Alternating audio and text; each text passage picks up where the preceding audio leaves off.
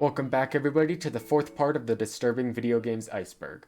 In the last episode we covered tier 4 of the Iceberg, and today we will be covering tier 5. Now, before we start off today, I just want to say thank you guys so damn much. At the time of writing this script, the first two parts are both over 100 views, and the third part is nearing 100 views. It is genuinely insane to me, and I just want to say thank you. You guys are awesome. If you guys want to help support me, leave a like and subscribe as it really helps me out, but if you guys don't want to, that's completely fine. As well, leave a comment if you have any feedback for me and think I can do anything better. Special shout out to Benny Jackson, who in the last video suggested that I added more images and visuals to the video. One warning before the video starts. This video will become incredibly morbid. Much more morbid than any of the prior videos. And with that, let's get into tier 5.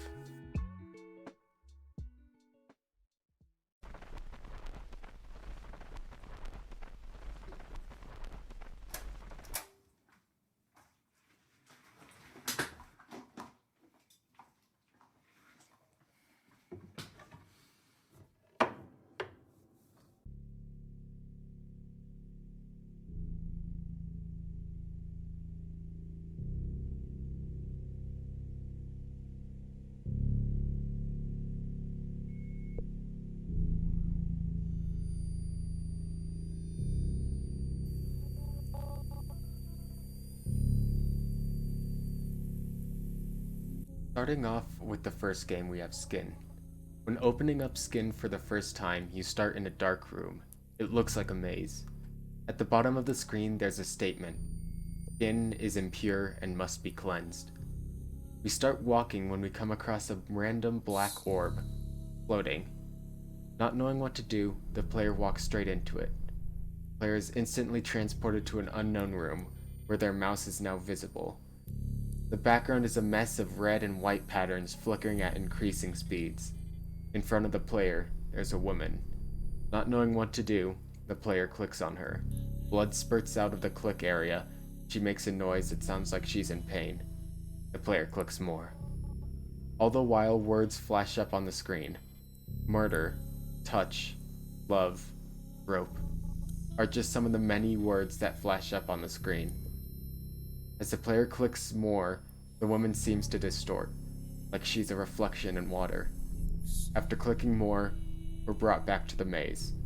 This time at the bottom of the screen, instead of the original statement, you now have the statement, alone, alone, always so alone.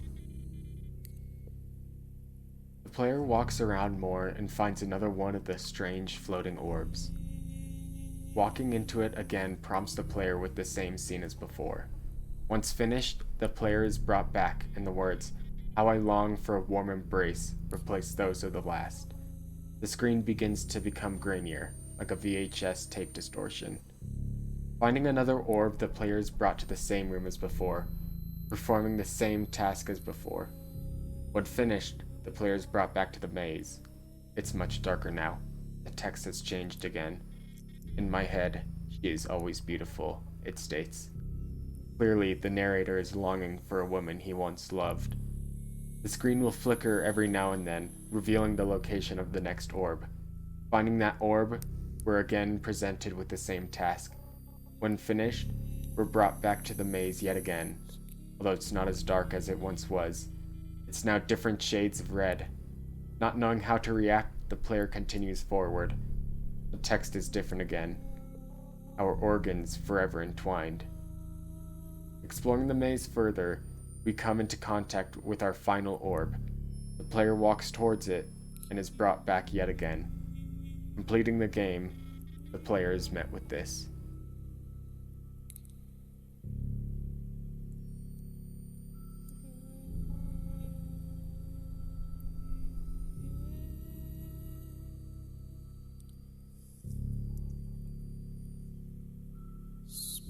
Feelings are useless distractions.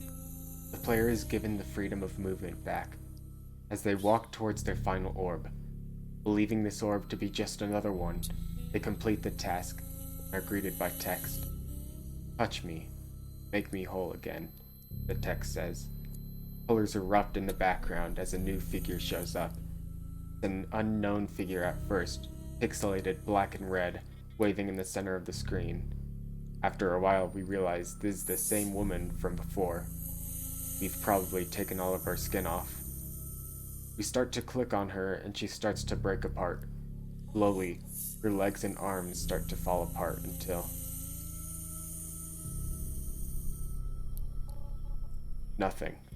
Nothing happens. The game closes and we're left sitting on our last opened window. Opening up the task manager, it appears nothing is different. The game has completely shut down.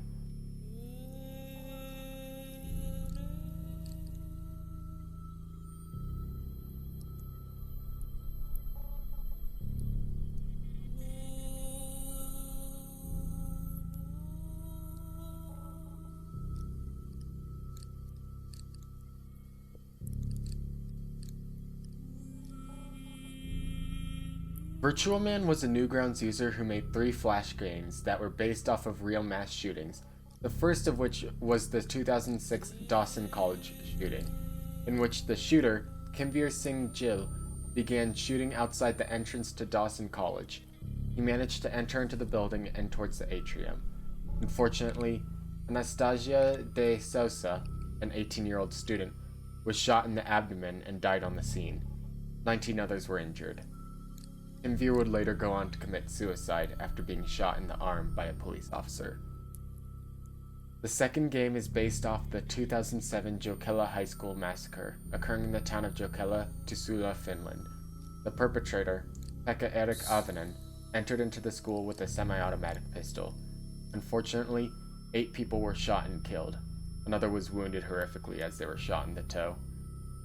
12 others were injured indirectly from Avonen, suffering from sprained ankles from trying to get away or flying glass. Following this shooting, Avonen shot himself and died later that evening in the hospital. This was the second school shooting in the history of Finland, and it will not soon be forgotten. The final game is based off of the Northern Illinois University shooting on February 14, 2008. Stephen Kazmierczak brought in a shotgun and 3 pistols into a crowd of students. In this disgusting act of violence, Stephen killed 5 students and injured 17 more. Kazmierczak would later end his life. Truly, Virtuaman was a disgusting human being to create a game based on not 1, but 3 real mass shootings. Fortunately, the games were deleted from Newgrounds. However, many of them could still have been found on certain Flash websites up until December 31st of 2020, when Flash support was ended.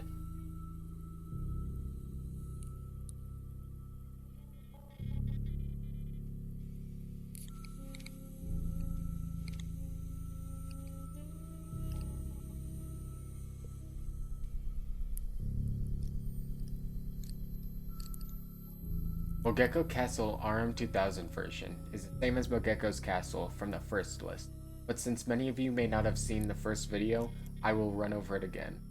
The game is rated as being for ages 15+. However, this rating is based off of Japanese ratings and varies from country to country. Therefore, some speculate that a rating of 18+ may best be suited for this game, as it contains violent imagery and sexual assault.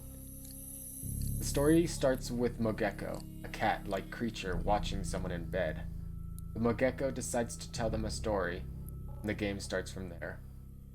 The story describes a girl named Yonaka Kuriai on a train ride heading home. Yonaka finds herself alone on the train with only 2 others and has nothing to do. She decides to fall asleep and is woken up by an announcement. She quickly discovers that the stop is at Mogeko Station. She gets off the train and wanders around. She believes someone is watching her, and discovers that it was a Mogeko watching. The Mogeko states that it wants to have fun with her. It summons more Mogekos, which chase her through a forest. She stumbles through the forest and comes across a castle. From there, she decides to explore. The game is infamous for the gore and disgusting imagery, along with the amount of sexual assault that occurs throughout the story. Mogeko Castle RM2000 version is only available in Japanese and is the initial version of Mogeko Castle, originally showing much more sexual content. The game, however, was removed from the creator's page.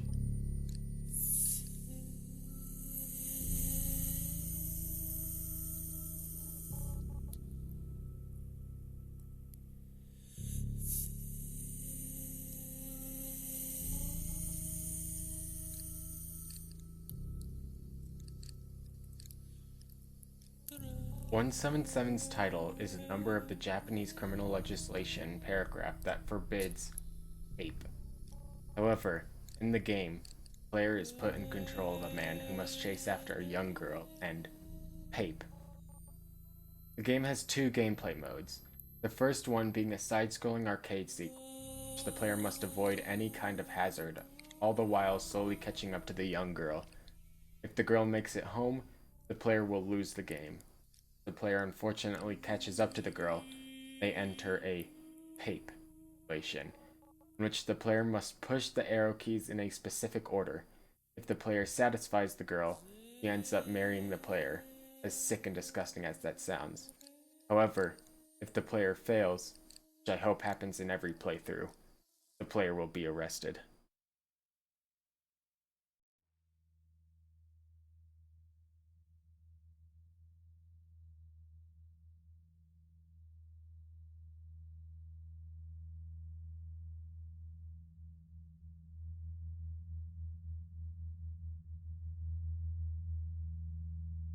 Special Tiananmen takes place during the Tiananmen Square massacre on June 4th, 1989.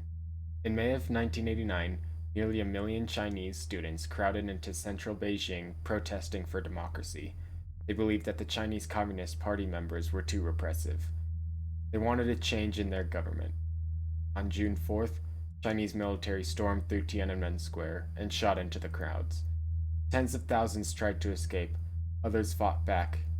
It is estimated that anywhere between 300 to a couple thousand were killed, and 10,000 were arrested. This event is also where the well-known Tiananmen Square Tank Man image was taken. Special Tiananmen, the player pilots a tank, shooting into the crowds of students and massacring hundreds.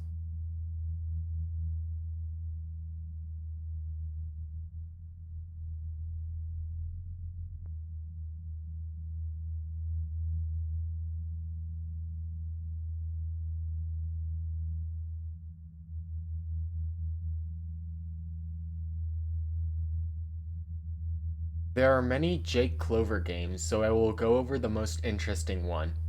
The game is 00000052573743.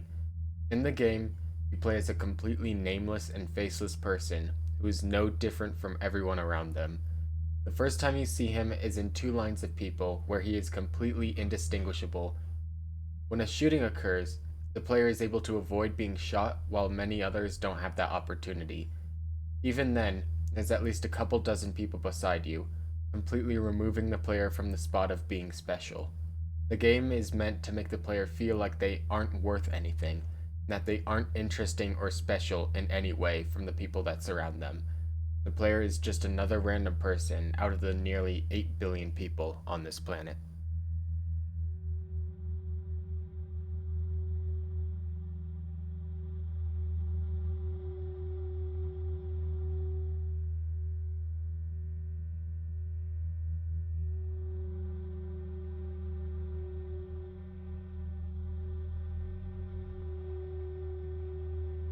Cosmology of Kyoto is an adventure game released in Japan in 1993. The player explores Kyoto, the former capital of Japan, during the 10th to 11th century. The game emphasizes on open exploration, giving the player freedom to explore the buildings, stories, and secrets of the game. Historical and horror themes are present throughout the game as the player will encounter NPCs while wandering around. These NPCs can be seen as very disturbing early in the game, if the player isn't prepared for them.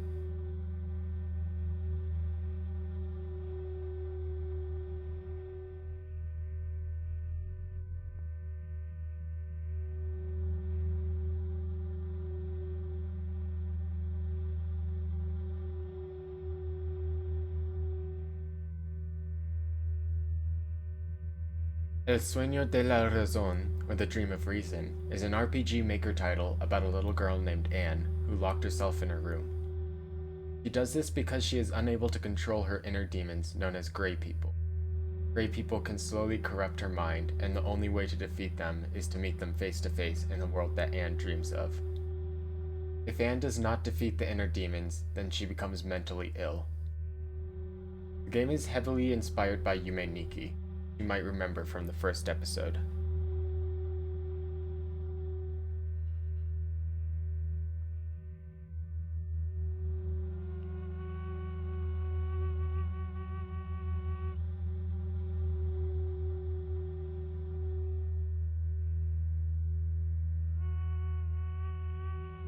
Albino Lullaby was a shock to see so far down on the list, but I understand why after doing research on the game. Albino Lullaby is a psychological horror game developed by Ape-Law. The game prides itself on being a terrifying experience without relying on jump scares or gore, some things that are very common to see this far down on the list, especially gore. The game places the player as the main character, escaping from a surreal Victorian town that dwells in underground cliffs. The world will twist and change around the player while they're playing, giving them secrets to hidden spaces haunted by the creatures of the game, known as the grandchildren. Normally, this far down I would never recommend these games, but I believe this one really deserves to be checked out.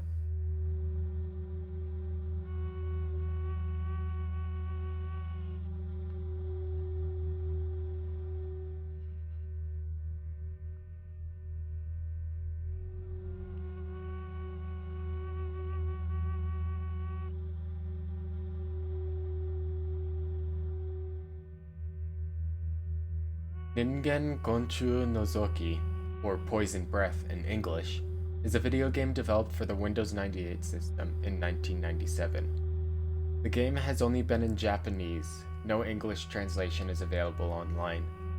The game follows a man who, as a child, killed a lot of insects, almost 100 a day. As revenge, when he's an adult, he is turned into an insect and has to live as a mantis, bee, spider, and beetle.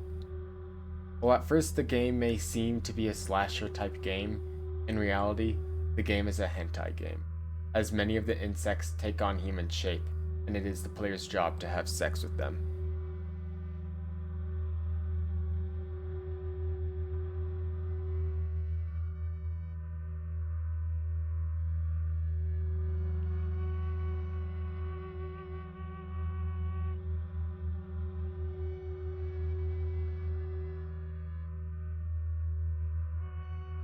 Crackle Cradle is a 2D side-scrolling platformer and shooter game.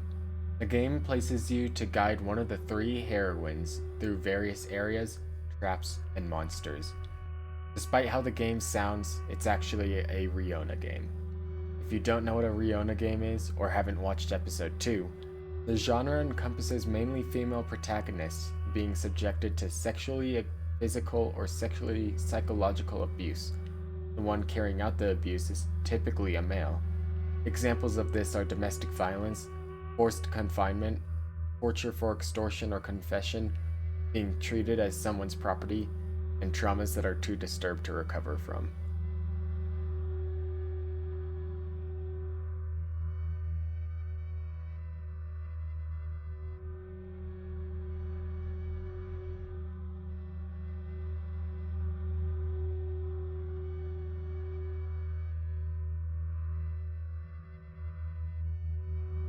Tenshi ni Chijoku no Senrai o follows a man who is nearly ran over by a car, but just in time, the goddess of fate saves him.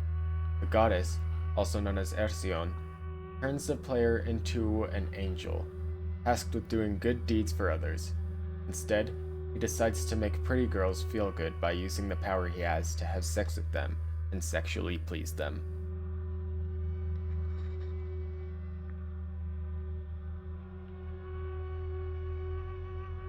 And with that wraps up Tier 5 of the Iceberg and the fourth part of the Disturbing Video Games Iceberg.